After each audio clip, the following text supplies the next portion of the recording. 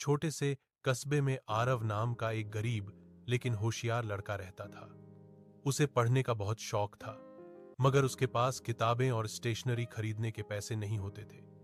वह स्कूल में टूटी हुई पेंसिलों से ही काम चलाता। एक दिन स्कूल से लौटते समय उसे रास्ते में एक पुरानी सी पेंसिल मिली।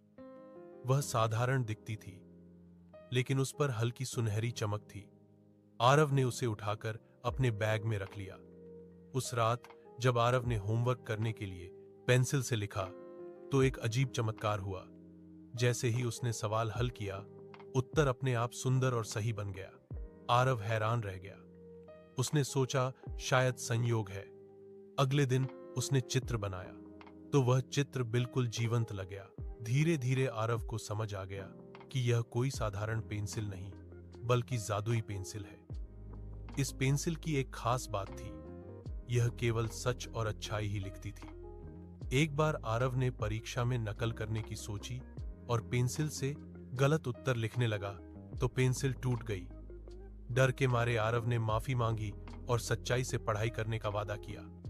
पेंसिल फिर से जुड़ गई। आरव की प्रतिभा जल्द ही पूरे स्कूल में मशहूर हो गई। शिक्षक उसके उत्तरों और चित्रों से प्रभावित थे। एक दिन कस्बे का एक लालची व्यापारी आरव के पास आया और बोला, अगर तुम यह पेंसिल मुझे दे दो तो मैं तुम्हें ढेर सारा पैसा दूंगा। आरव कुछ पल के लिए डगमगाया, लेकिन फिर उसे अपने माता पिता की सीख याद आई। उसने मना कर दिया। समय बीतता गया। आरव ने जादुई पेंसिल का उपयोग दूसरों की मदद के लिए करना शुरू किया।